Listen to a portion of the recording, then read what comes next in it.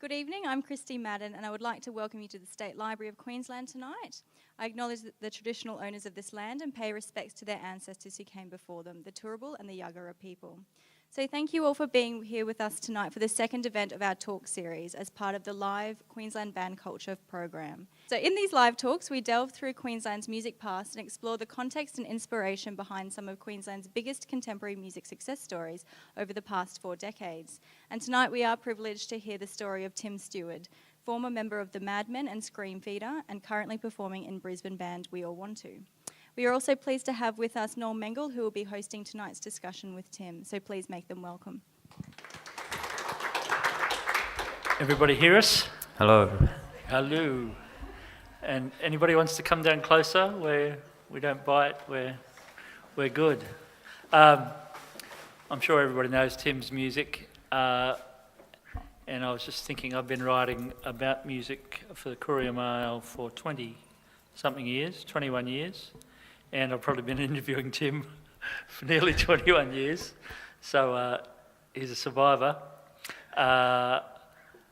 And just made some of the best records we've ever heard come out of Queensland with Screamfeeder and now with We All Want To.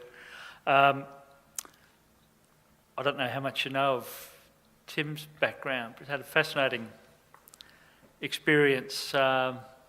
When he was about 16, he was brought up in London, and exciting times, late 70s, early 80s. There was a lot of music going on. Yeah, I was a kid and just, I grew up in London until I was 16, and living over there, just all the kids at school were like fully into all the stuff that was happening, all the punk stuff that was happening at the time. And you know, there were kids at school, they were 12 and they had the Doc Marten boots and the earrings, and it was just this really exciting time actually. And there was a lot of, as we were discussing before, sort of youth tribalism. There was the ska and the punk and the mods thing, and it was very kind of edgy and exciting. I remember walking through Hyde Park in about 1978, and I'd just been in Europe and it was freezing, and I just happened to have a Parker jacket on. I wasn't a mod, I just had a You Parker. were a mod. I just had one on because it was cold and I owned it, and I could just see these 10 rude boys walking towards me. I thought, I'm gone. But they got up to me and said, "Evening, Gov," because they must have been able to tell I was an Aussie and not worth picking on or something. Did you have a Nakubra hat on? No, I didn't have a Nakubra hat. So it was an exciting time, a lot of records, and that DIY sort of aesthetic was there too, even though London had record companies and that kind of stuff. A lot of those bands made something happen themselves. Well, there was a big wave of like your mainstream punk and new wave music at the time, and there was also this huge underground wave of what was the first, they were termed the first indie rock or indie labels. So there was a lot of underground record labels starting in around, I guess, 1980 or so, which did punk stuff that wasn't getting played on Radio 1 or anywhere on the BBC, wasn't getting shown on Top of the Pops, and it was just bands, making their own networks through touring and distributing their own records and doing it very DIY, actually, yeah. And you can see them in shops like Rough Trade and places exactly. like that. Yeah. And then 16, suddenly you're in Townsville. Your mum moves out to Townsville with the family. Different world. No Doc Marten boots. It was so bizarre. Like, I was a kid, I was 16, and, I was in London, I was seeing these punk bands, and it was right at the point where some of my mates were leaving school already and getting into like, squatting or drugs or crime or just all this crazy stuff. And there I was in Townsville, driving down the one main street, and there'd be palm trees, and everyone's wearing thongs and those really short shorts that come up at the side. Yeah. And it was this totally weird juxtaposition, and only really looking back on it now, I just go, whoa, that was really, really strange. And we didn't live inside the city of Townsville. We lived at a place called Alligator Creek, which was bush, and it was a mountain, and it was a creek, and it was, horses and stuff. And so I was just, whoa. Yeah. Where did the guitar arrive?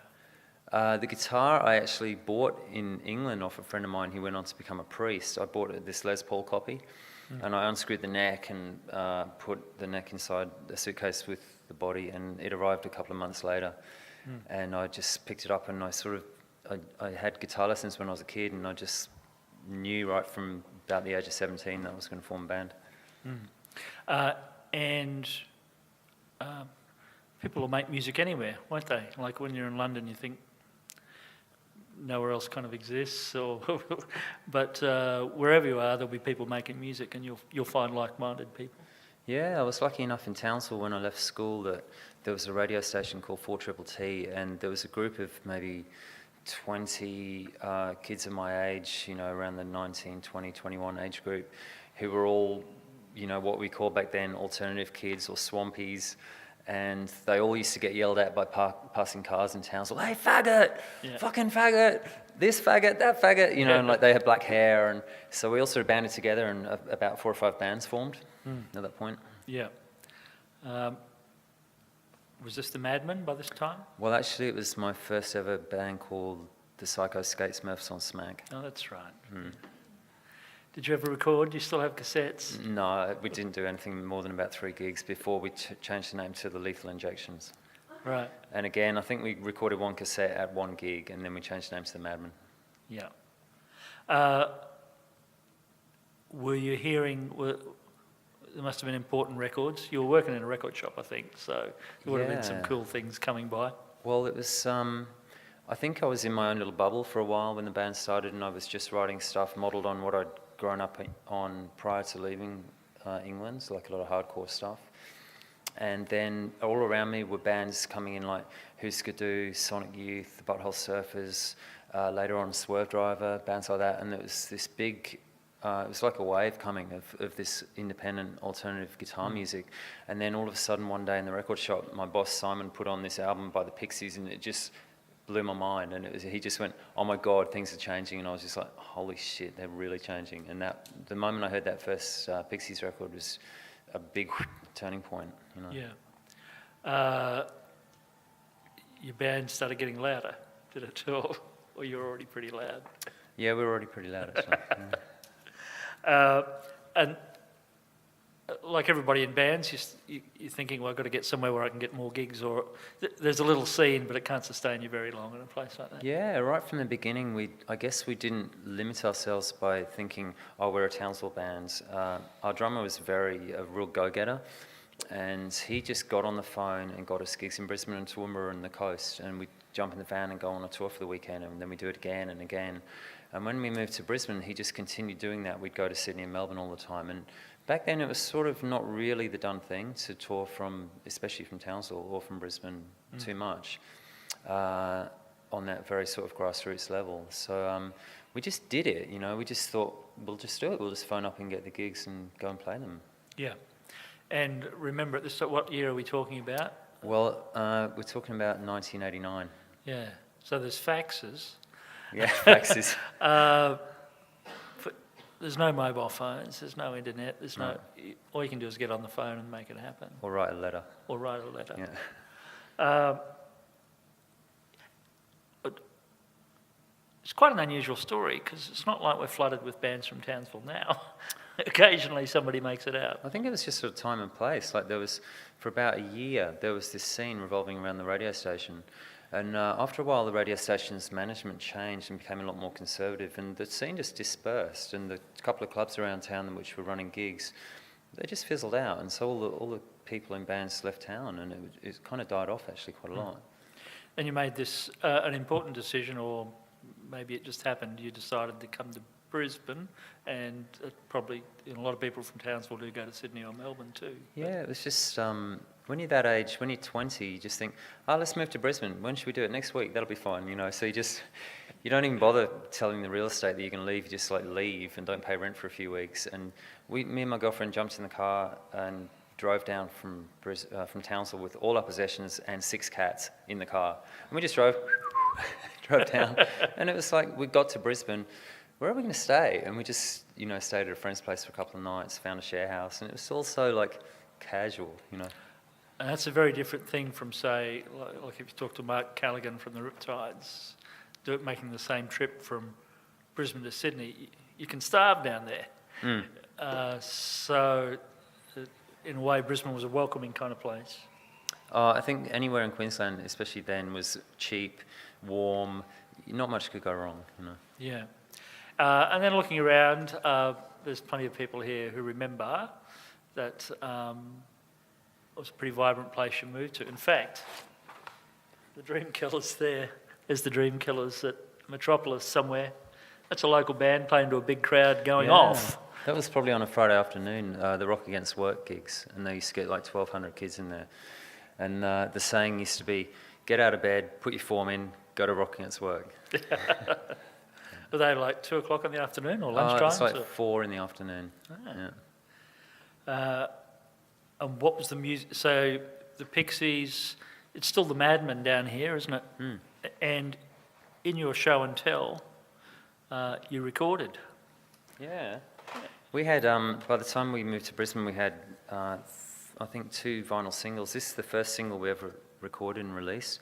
That's a photo of my sister on the front that I took in London in 1986 or something like that. And I was the graphic artist in the band, and my job was to get the photograph on the photocopier and photocopy it, and then photocopy the photocopy, and then photocopy that photocopy until it went completely black and white. And I kind of like glued it onto this piece of cardboard, and I hoped it didn't crinkle too much. And I fudged the back together, and I sent it off to the printer, and they sent us, the flat covers back, and we sat at home gluing them up. And let's see the vinyl. The vinyl, we were lucky enough to get this record company in Brisbane called Bent Records. He said, we can do white vinyl. We were like, oh, yes. And it came out this like khaki grey. And we're still pretty pleased with it. And it's a total photocopy job. The inner sleeves, just someone's handwriting, some really badly photocopied, photographs. And that was the order of the day. It's fairly standard. Did you press 300, 500? I don't remember. I think maybe 500. Yeah. And that was very unusual. I think we're the only band in our scene to have a record out. Yeah. But Brisbane was kind of... So you always had this feeling it was good to tour. And I played in bands in Brisbane from about 1980 to 84. We didn't get to Sydney, and it seemed... I didn't know anybody else who ever did either in terms of gigs. I don't know why it didn't happen, but...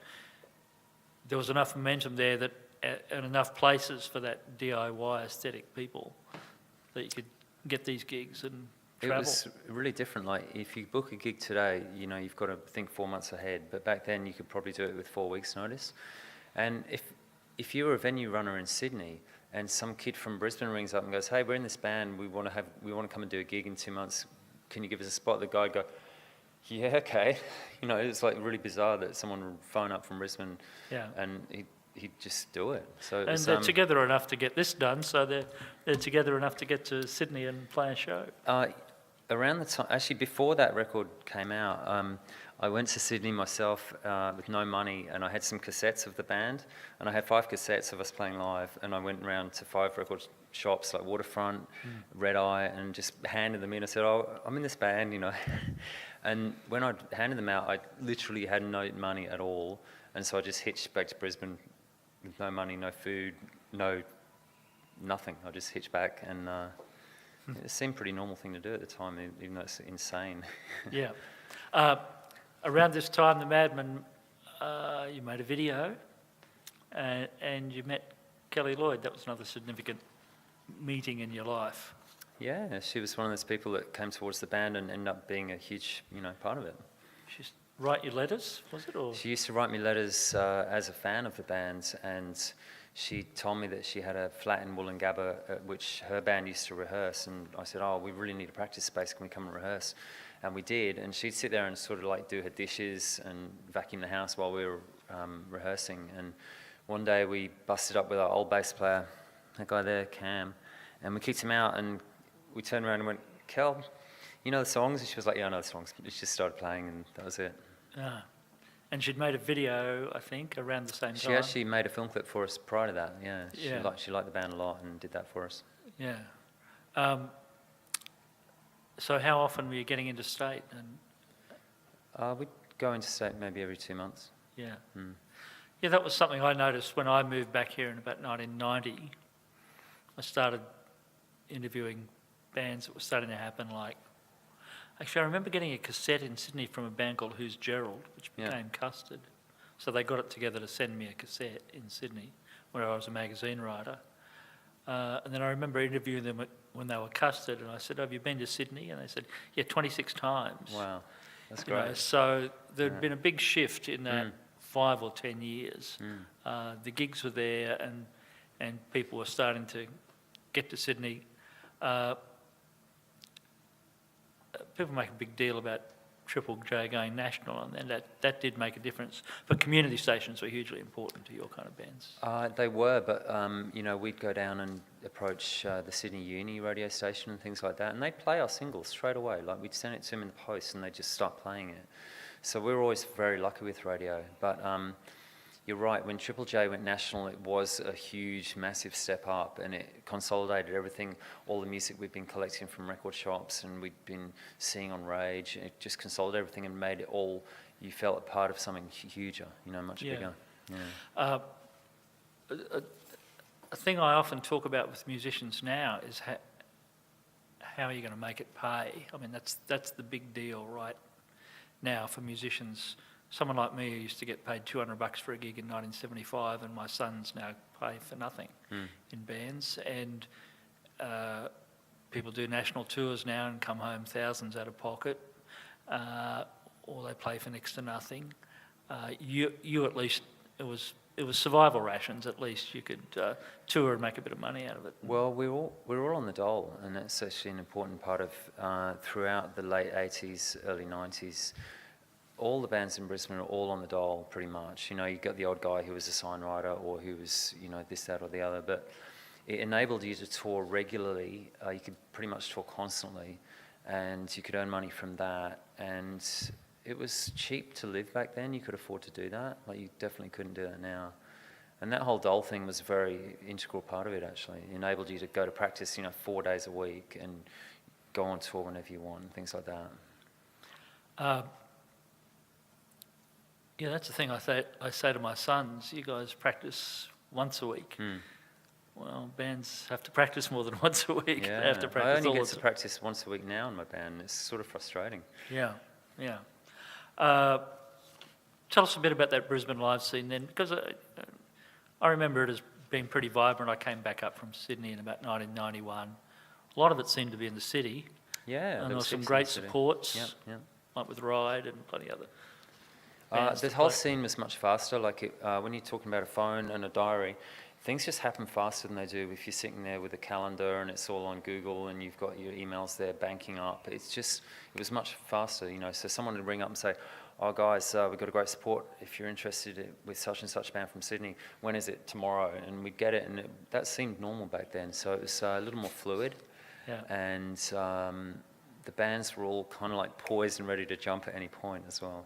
Yes. And was that, I guess there was a bit of bands are always competitive in any scene, but, the rehearsal rooms, everybody met each other kind of thing. There was a kind of a scene. Oh, yeah, there was a big scene. Yeah. Have you heard about the Target building in the Valley? Yeah. Where the Valley is, where Chinatown is, there's a big building on top of it called the Target building. And it was this vaguely modernistic but retro kind of building with really psychedelic carpets and doorways that all started like that far above they were like space portals, like in a rocket or something like that, or in a ship. And so all the bands it was an office building, and so all the bands would hire out offices for $100 a week or $50 a week.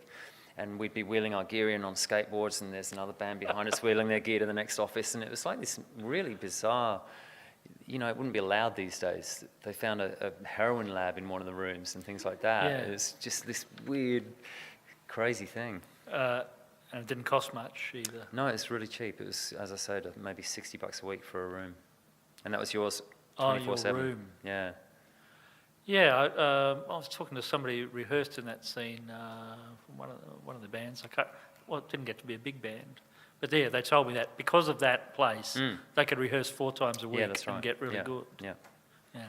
A theory of mine I've long held is there'll always be, any town, any place will always have somebody doing something creative. My vibe about Brisbane has always been, how do you keep it together long enough to get really good at it or get pretty good at it? You've got to get past that first year and get the first 50 songs out of the way, and you did all that. So what's the question, sorry? The question is, you have to keep it together long enough to start really Well, I guess if lift you're you up to the enjoying next. it and it's rewarding to you on a personal level, then that just comes, like in a way, when we're speaking about this stuff and we're talking about when I formed a band, it seems very recent to me, and it sort of feels like yesterday, because I can remember going to practice in Townsville and writing my first few songs. And, I just liked it as much as I do now, and it gives me the same sense of satisfaction. So I just kept doing it because I didn't have to stop for any reason. Yeah. And when I look back at the Screamfeeder stuff now, you made, a bunch of really good albums, well recorded, and it was a time you got a bit of support to do it. It wasn't all, you had some record companies and... we were really lucky. It was a situation which we took for granted at the time, but now looking back, it's like, oh my God, we were so lucky. We had an advance for every album. We were given, we were flown to Melbourne or Sydney or Byron or wherever it was to record. We were given accommodation. We were given a food allowance. We got, like guys to produce the album, and we just took it for granted. But it was such a fantastic, lucky thing that we had. And really, our band was quite small compared to some of the bands in the country operating at the time. But it was fantastic to be able to, for a label to support you recording like that. My memory of playing in bands in Brisbane is you had no idea how the industry worked. You had no idea how record labels worked or how it paid for itself. It seemed like sort of voodoo, this thing. Were people a bit more sophisticated about it when you were doing it?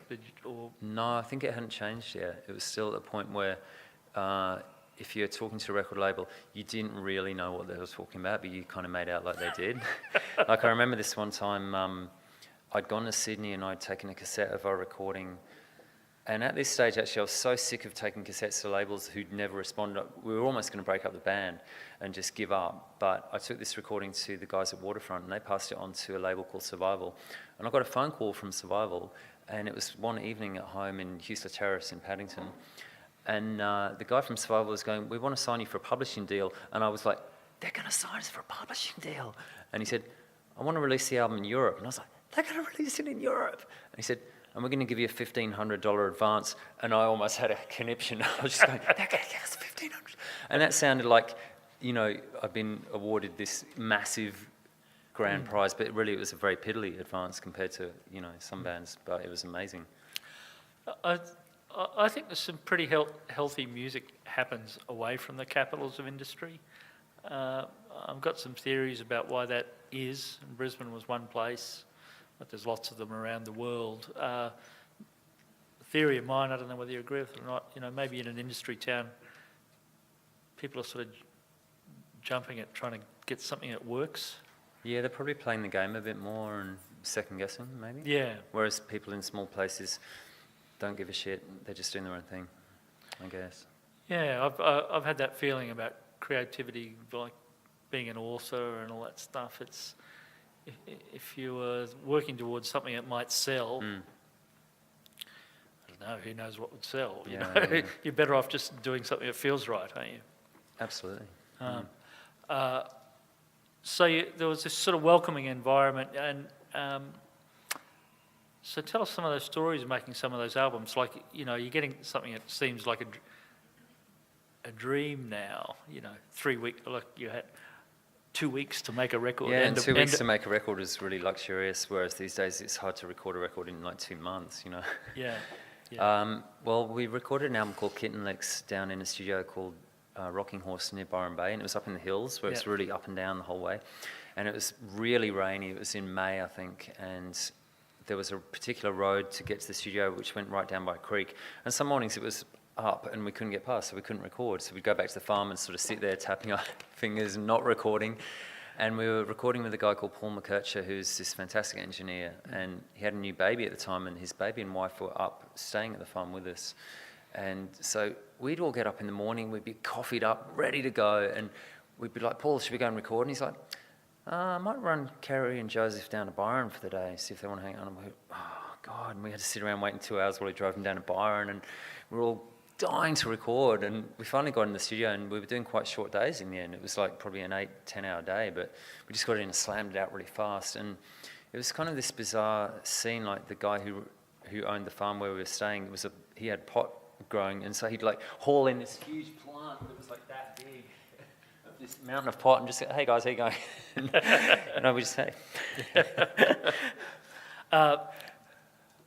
You also got to tour overseas, so you did get some things released overseas. Yeah, we did. Yeah, we were lucky. We went to Europe in 1993, and we actually toured on a coach, and we were driven around with the Screaming Tribesmen and a band from Perth called the Chevelles, who were both pretty popular, and we were kind of like the little underdog band. And it was cool because, like we'd play, get drunk, fall asleep on the coach, wake up in a new place, get fed by the venues who were really hospitable, and repeat the whole process night after night. And it was amazing. Again, like that kind of thing was a dream come true for a band who'd come out of nowhere, basically. Yeah. And that's always the problem for Australian bands. How do you get enough gigs to really get to that level that we often see American bands at in terms of their live show? I don't think you can anymore, actually. I think in Australia you're really limited because population is fairly small, distances are big. It's really difficult.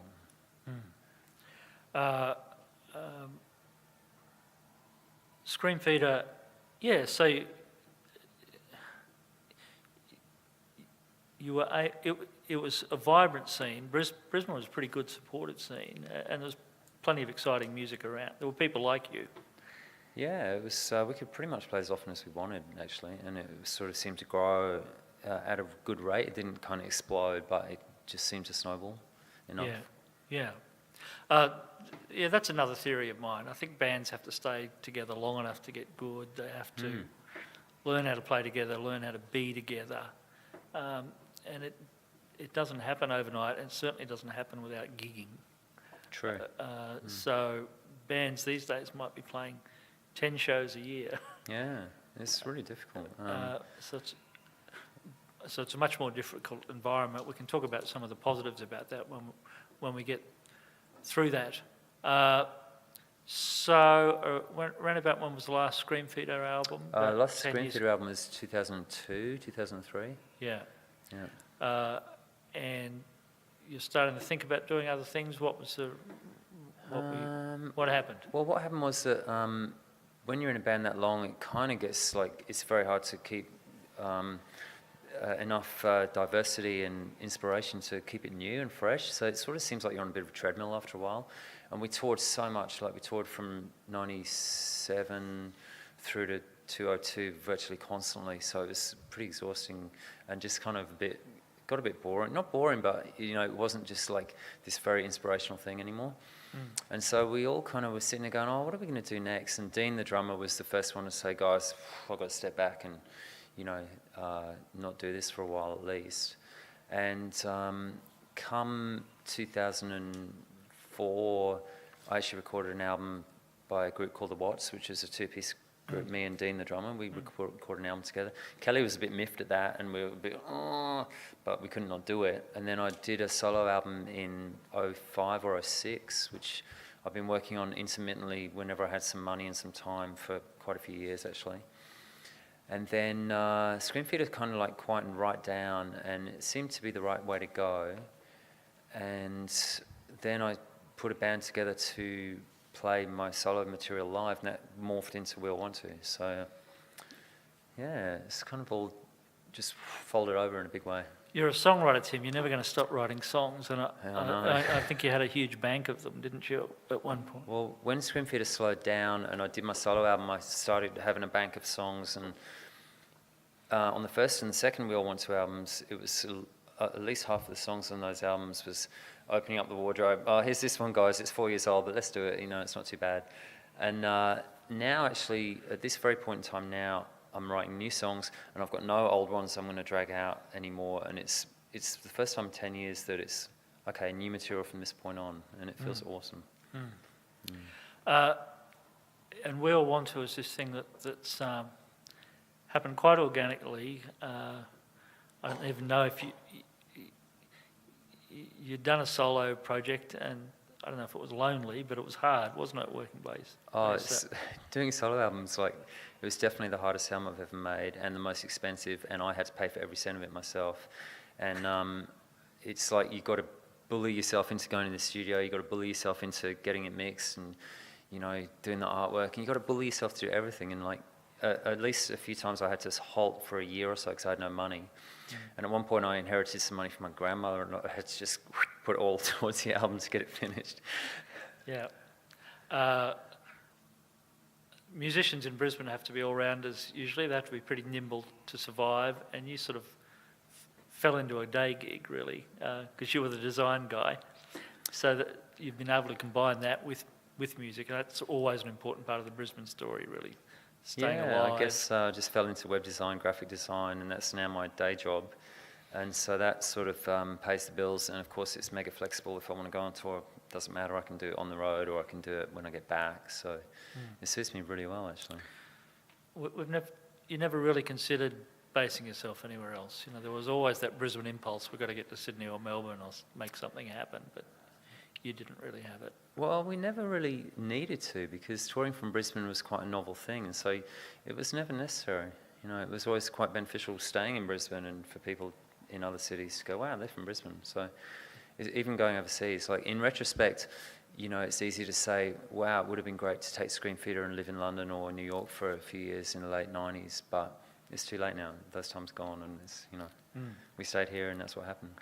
And you made another crucial connection. You met Derek Mudge, and who would have played in later Screamfeeder lineups. He was, when we recorded in 2000 an album called Rocks on the Soul, we needed another guitarist because there were so many parts on the album. And we sort of fished around for a guitarist, and then this friend of ours was teaching at the SAE, and he said, I've got this kid in the class who's a great guitarist, and I think he'd be right. And we met him, and he was 19 or 20. He was really nervous and very straight. And he did one gig with us, and he didn't move the whole gig. He was like stock still, like a statue, just playing like this. And we sort of said to him, have fun on stage, loosen up, and, move around, have fun, get into it. And he was a good player. And seriously, within, 2 gigs, he went from being like this guy to being this guy. It was just like, wow, you're awesome.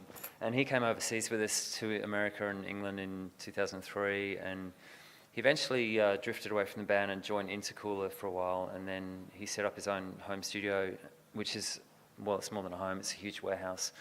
And he recorded the We'll Want To stuff and eventually fell into the band when other guitarists left. Derek looks like he's about 19 now. I can only think he must have looked like he was 12 when he joined. But he's been really crucial for you because one of the things, I don't know if people know the We All Want To records, but they're beautifully recorded. There's a lot of hours goes into making those records, and it probably couldn't happen if you didn't know someone like Derek. Well, they couldn't happen if I was in charge because I'm like really impatient mixing guy. Like I'll just go, yeah, that sounds about right. Let's just finish it off. And he's like, no, that's not good enough. And he'll spend another 48 hours on it, on one mix. And so I just leave him to it. And let's talk about the lineup of We All Want To, because it's a different kind of band. People who you didn't know if would fit together, but you gave it a go and it kind of worked. We All Want To has been this bizarre band where the lineup's stable for a while and then someone will leave. And then someone else will come in and then 2 people will leave. And it's always been like that. And in the beginning, it used to really stress us out. There's the core of 3, which is me, Dan, the drummer, and Sky, the singer. And we're kind of like, I don't think any of us will ever really leave. But the other guys just come and go like anything. And in the beginning, we go, oh my God, Todd, the guitarist, has left. What are we going to do? And then we got Josh, the guitarist, and he was even better. And then we got Ben, the bass player, and he was even better than the previous bass player. So it kind of like, if a member was to leave tomorrow, we'd go, whatever. Someone else will come along. Yeah. And it's a very bizarre bunch of people because Sky grew up on the Sunshine Coast. She was a singing waitress. She grew up listening to folk music, and I don't know if she's ever heard a punk record in her life. Yeah. Dan grew up in a very strict religious environment, and so he was also in the marching band. Like he was one of those guys that, and so he's come from a very unusual musical angle. He was in a household where if he was caught listening to the radio, he was punished and chastised, and so he's coming from a different scene. Derek grew up listening to learning Rage Against the Machine and Nirvana and Metallica licks on his electric guitar in Townsville. And so it's a very weird mix. And sometimes we're standing there at rehearsal when we got a new song, and I'm trying to push it one way, and someone else is pulling it the other way, and someone else doesn't even understand what both of us are saying. But, you know, in the end, something happens and it works. And that's one thing I think musicians learn. You just have to do it, and you have to be really... Well, the thing is, Tim, a lot of musicians go through their whole life, they never meet the right people, really. Yeah, that's true. And you've had it happen a couple of times. Have you seen the I think it's the Clash documentary where Joe Strummer's practically in tears, and he's just going, "Oh, if it ain't broken, don't try and fix it." And he's crying because he kicked Mick Jones out of the band, and he just destroyed the whole Clash chemistry. Yeah. And it's a great thing to know, because really the personnel in the band and having the right combination of personalities is the number one big thing. It's more important than having songs, almost, you know. Did he ever explain why? Like, it's a bit like firing John Lennon, isn't it? I think he was just getting a bit egocentric at the time, and just thought, I think Bernie Rhodes, the manager, was building him up into this, you know, godlike figure. Yeah.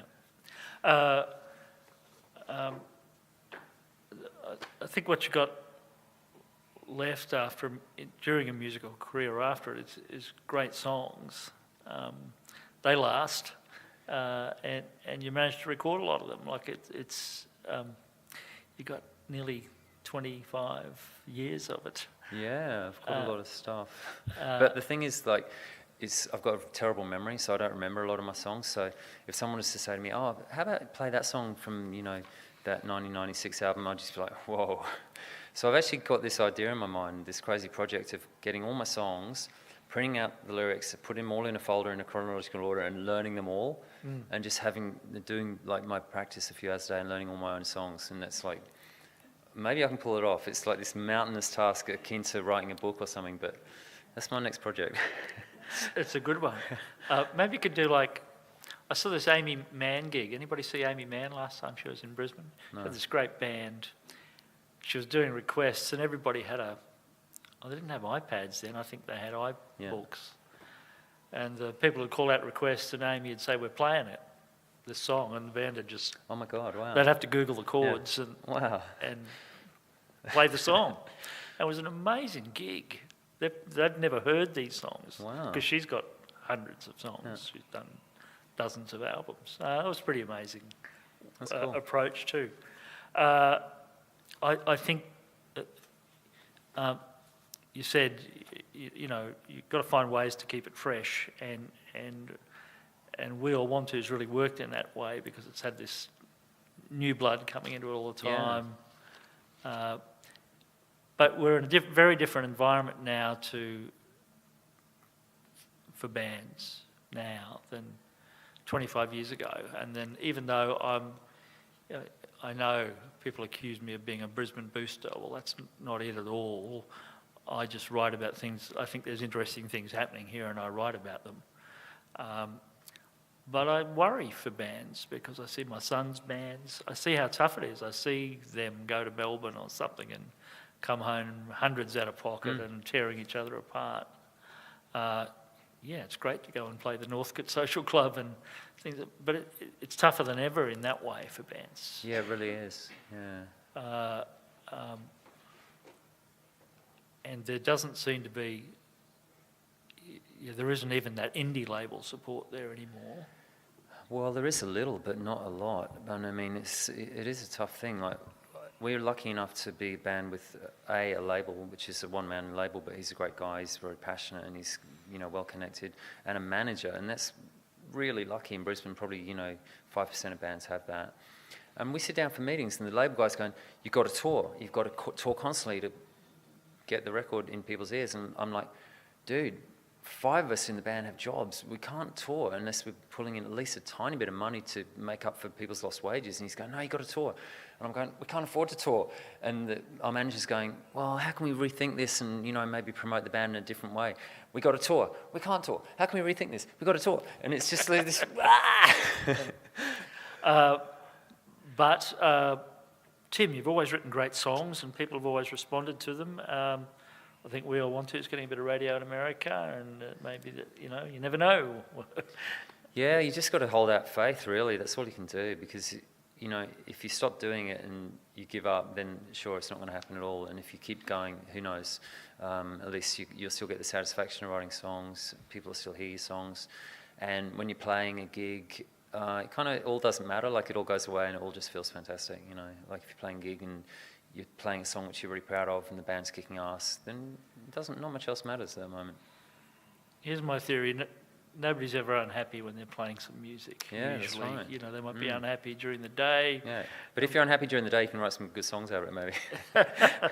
That's right. You've always been supportive of Brisbane music. Had your own label for a while, didn't you? Yeah, I did have my own label. The label came into existence to release a Madmen record. And then in 1990, when I moved to Brisbane, there was so much happening and there's so much of an electric sort of vibe in the air, and you could feel this worldwide surge. It was pre, you know, Nevermind came out in 91, and it was pre that. Nirvana and Mudhoney and these bands were around, and they were causing big ripples, as well as guitar bands from England, like Swerve Driver, Ride, those bands. And you just felt like you were part of something, and something was about to crack, like a big egg sort of cracking open. And there was dozens of bands around town, and I thought, I'm going to do a compilation and, you know, put it out. And I brought it along. And I actually did 2 volumes of this compilation, which I entitled Bruise. And I did it on cassette, and that's Bruise 1, and it's got 12 songs on it. And that's Bruise Volume 2, and they did so well. Like, I sold 500 copies of each cassette, and we did launch gigs at the Treasury, and they were fantastic. And the bands would come around and get 50 off me, and, you know, pay me $3, whatever it was, the manufacturing costs, and it would all just happen like that. And it was really great. And the bands all, you know, benefited from that combined exposure of each other's songs. And Have you still got a cassette player? yes, I have. I threw out my last cassette player not too long Wow. ago. I didn't think it was going to be I've fixable. got to somehow get these on the internet. I sort of got to sit down one day and get them off the cassette and put them on a website somewhere, but haven't gotten around to it yet. Yeah. Music's unimaginably different now to when you started and to when I started. It's everywhere. It's mostly free. It's just a very different environment. In fact, when you think about that environment that you started in, it wasn't that different from how things were in the 50s, I guess. Yeah, that's true. Yeah. So it's a much tougher environment for. I think it's easy for people, sort of from the outside, to think it's better now, and it is better in a lot of ways. In that it's better in that you can get access to good recording equipment. More people can hear your music if they choose to. If they choose to. Yeah. Do you think people are as passionate as ever about music? Yes. I think they are, but it gets hidden in a cloud of easy accessibility. And, you know, like my daughter's, like my iPhone, I've got albums of bands that I like. It's pretty standard. My daughter's got like no albums, just songs. And they're all songs that she's got this program on a computer where you can record a song off YouTube. And you just save it on your computer, and that's the song. And it's this crappy recording of a already really compressed bitrate song. And that's all she's got on her phone. And she has never paid for music in her life, wouldn't dream of doing so. She's owned like 2 albums maybe. There's one Lily Allen album which came out, which she kind of loved as a whole, but that was a one-off in her life, and she's 17. So, yeah. So I've got sons. They buy some vinyl now. Right. They wouldn't own any CDs, but it's not like us buying an album a week or or whatever we could afford, really. yeah, I mean, I don't know. It's totally different. I'm sure everyone here remembers what it was like to buy an album physically and go home and really give it a good go, like give it 10 or 20 listens, even if you didn't think it's very good, and then maybe it'll fade to the back of the shelf a little if it's not very good, you know. But nowadays, you know, you download an album, 20 seconds, it's not too bad, or it's not good, or, it's just And you totally never different. play it again. Yeah, I look through my computer and I'm like, oh my God, I didn't realise I had 8 albums by those people. I forgot about that, It's terrible. Although, on the other hand, I got excited the other day. I heard a track by English artist called Beavis Frond. You ever heard of No. that? English. I went and looked. I heard this track. It was incredible. I went and checked him out. He's made like 15, 20 Wow, albums. okay. And they're really well recorded. Wow. And I read up on them, and I went to his Bandcamp, and for £5 you can buy his albums. Okay. And came to something like $7.20 or something. I've downloaded about 10 Wow. because I've found this thing I'm excited about, and it's special. So that was the thing about music. It was special and it was hard to get, and that made some very passionate fans. And owning a copy, it does this weird psychological thing to you where you've invested somehow, and because you've invested, there's already a bit of love there. You know? Yes. And it's, it's just a concept which has changed across the board, not just music. Tough for people to get paid for their music. We see the whole Spotify debate. Have you read that whole thing about the streaming service? I went to Big Sound last year, and I think you might have been there. There was a talk featuring a couple of the big wigs from Spotify, and they were on stage talking, and there was a bunch of people from record labels, and they were all. It was meant to be a debate about how Spotify, is it good or bad? Are the artists getting paid enough? And all these people from across the industry on stage going, oh, it's great. It's fine. The artists are getting enough royalties. It's fantastic. Everyone should be into it. And me and Andrew Stafford walked out at the end and went, man, this sucked. Everyone was like pro Spotify. There wasn't a debate at all. It was more or less we were being advertised to. And it felt very weird, especially at Big Sound. I don't know why I'm actually going on to that angle, but the Spotify thing's weird. I don't know. Because people who don't know, the streaming services pay very little, and there's been plenty of publicity around about bands who've had 1 million plays and don't get much. Yeah, I think it's like 0.04 of a cent per play or something. And in the last week, Tom York from Radiohead's withdrawn, or whatever, whether it's Atoms for Peace or Radiohead, I don't know, from Spotify or one of the streaming services in protest. Wow. And Nigel Godrich, his producer, the point he made was that,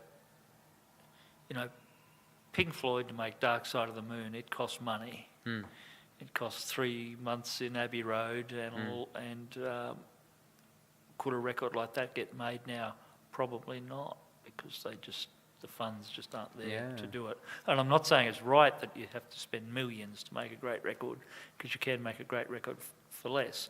But that is a great timeless record that sells millions of copies every year, and because a lot of effort went into it in the first place. And I wonder how that's going to be funded in the future. Well, I don't think we need to be all doom and gloom and say, it's going to impact us far down as the creation of art and people's inspiration to do so. So I think that'll always be cool. I think you just got to, when you come into music, you just got to be ready for a playing field that's such that you're a tiny, tiny drop in an ocean, and you're not going to make money unless you're very lucky and you get your music on TV or a film, for example. That's a good source of income.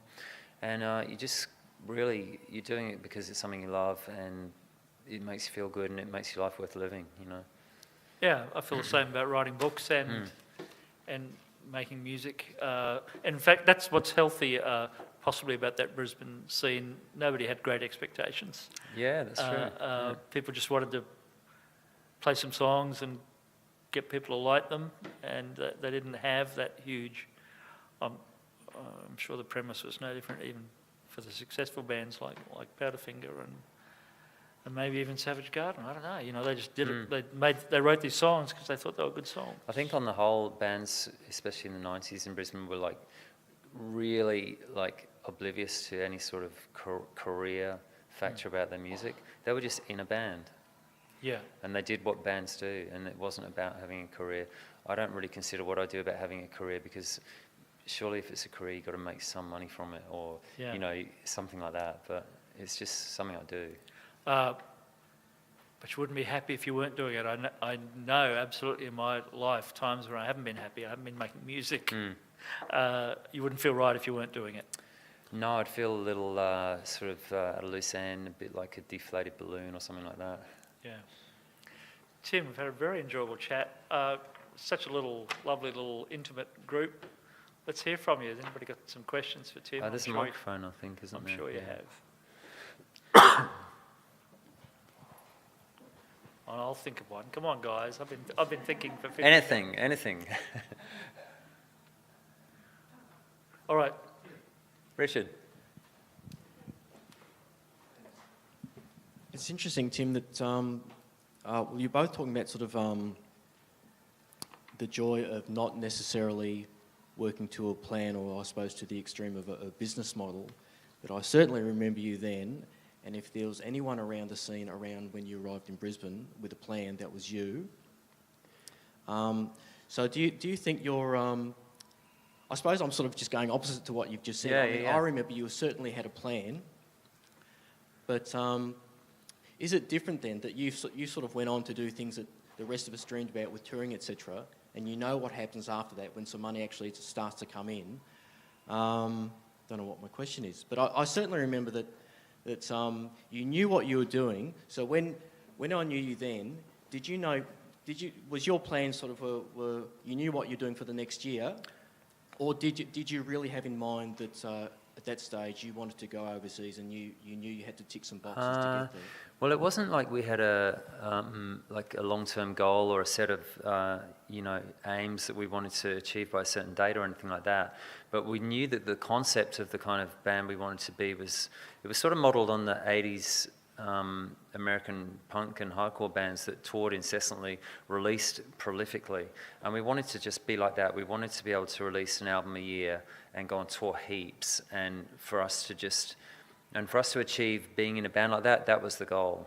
So it wasn't anything, and we never really thought long term. We just always thought as far as the next album or the next tour, really. And if we could attain that level of activity, that was what was the desired goal, because that would keep us really busy and happy, you know. I've got a question. I mean, you've seen a lot of towns like Brisbane around the world when you've toured. It's as I said, they tend to be places where it's cheap to live, and these things,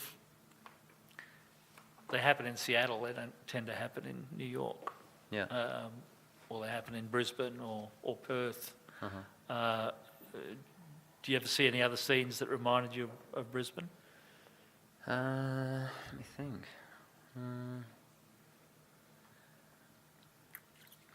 Well, it's hard because when you travel in a band, you move in and out of a city so fast that there's no time to check anything out.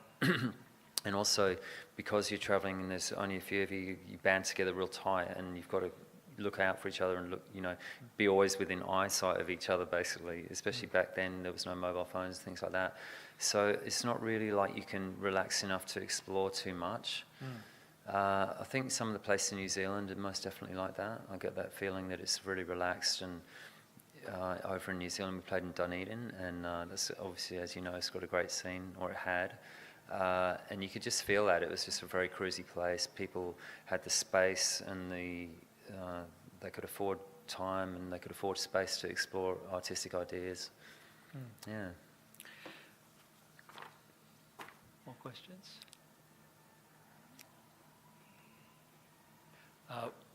Which Husker Du album should I start with? Haven't you heard them before? Well, I've heard some, but I don't really own anything, so I'm going to have to start. Well, it depends whether you want something more punk or more pop. Yeah, I like the pop. Well, let me think. Well, you couldn't do worse than start with their last album called Warehouse Songs and Stories then, I guess. It's a double album. Yeah. Fantastic pop album. Bob Mould song, Grunt Heart song, Bob Mould song, Grunt Heart song all the way through. Beautiful album, and then take it back from there. Okay, I'll work my way back. Tim, we've had a very enjoyable chat. If anybody else has got some questions, we'd love to hear from you. If you want to come up and have a... Please. Hi, Tim. Hi. Just wondering, in terms of local bands that are on the scene at the moment in Brisbane, who you're into, or who you like going to see, or who you think sort of might be the next, not big band, but just a good, solid local bands? I don't get out much because I'm like old. And when I go out, I've got to really plan it because I live at the Gap, so I've got to go, okay, how am I going to get there? Am I going to cycle? Am I going to catch a bus? How much do I have to drink if I'm going to cycle? Blah, blah, blah. So, but I love going to see Halfway play because they're always fantastic. You probably know Jeremy Neal. He's a young dude who's in Velociraptor and a number of other bands. He's a pretty talented guy.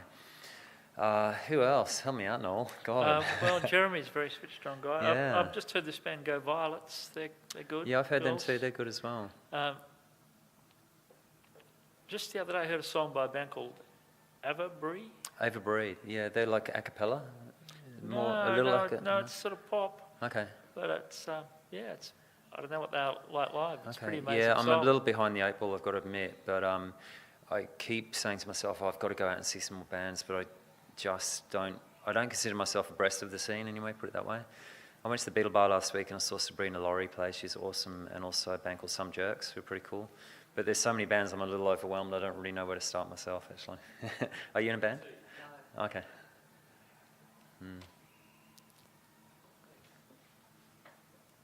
Oh, there is a great band I must mention, actually. They're called The Slow Push. Have you heard them? No, I haven't. But Okay. Everybody's telling me. They're a great band. The frontman's this maniac guy. He's about 9 feet tall and he stomps around and kind of wails and puts his arms out and does all this stuff. And they've been broken up for a while because they had a lineup change. The rhythm section left. And they've actually got a gig, I think it's on Saturday, August the 3rd at X and Y, I believe. But they're fantastic. And they're kind of really like, you know, without being cliched, they're fairly Joy Division, Devo-like, very rhythm, very rigid rhythm. And there's a girl in the band who plays keyboards and she does a bit of screaming. And they're totally awesome. Like you just watch them and go, oh my God, that's what a band should be like. That's one thing. The Slow Push. That's one thing we didn't mention. That your great We All Want To gig at the Judy. Oh yeah, that was fun. I don't know if anybody was there, but a couple of months ago, We All Want To did a gig at the Judith Wright Centre where other members of mostly Brisbane bands came and sang their songs backed by We All Want To. It was one of the most memorable concerts I've been to in Brisbane in 20 years. I was just so happy to be there and so happy to see it sounded so great. Yeah, it was a very big effort to put it together. And, you know, when I think back to it, there's the 1 hour or the 1 hour and a half of the gig, which was this amazing celebration kind of thing. And then there's like 3 months of total like admin, office, posters, artwork, money, all this crazy stuff that resumed the moment the last punter left the building, and it just went back to being, oh crap, you know, we've got to like now divvy up all this money and see how much we're out of pocket and all this stuff. But it was a great night, and we were honoured really to have all these amazing singers from different bands perform our songs in very different ways, a lot of them. We've got a video of that night on our Facebook page at the moment, and it's really great, and you know, a lot of the singers are just fantastic. Yeah. Thanks very much, Tim. You've been you. doing great work for 25 years and plenty more of it. Thanks, everyone. Thanks again to both Noel and Tim for such a great discussion tonight. And it's funny you should mention the Go Violets because they will be performing here on the 20th of September, I believe. So if you're interested, check their website for details. And if you would like to rewatch this talk or share it with some friends, we will have the webcast up on the SLQ website within a week. And our next talk with Noel will be on the 15th of August, and we will be speaking with Katie Noonan. So again, if you're interested, check our website for details. So enjoy the rest of your evening and feel free to pick up a program on your way out. Thank you. Okay.